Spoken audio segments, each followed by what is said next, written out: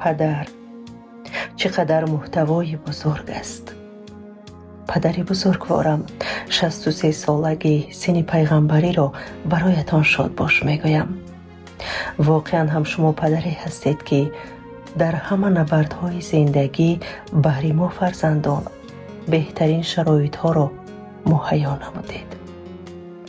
بهر تعلیم و تربیت نیک انسانی رزق و روزی ما تلاش می‌ورزیدید، مهنت می‌کردید، عرق جبین می‌ریختید. بعد مرگ مادر برایمان هم پدر بودید و هم مادر. مهر و محبت، صمیمیت، وفاداری و غمخواری خویش را نسبت به ما دریغ نمی داشتید. پدر بزرگوارم، فدای قلب بزرگتان که در آن محبت ما فرزندان جا شده است، فدای عمری که در راه کمالات ما صرف شده است، فدای موی سرتان که به خاطر ما فرزندان سفید شده است.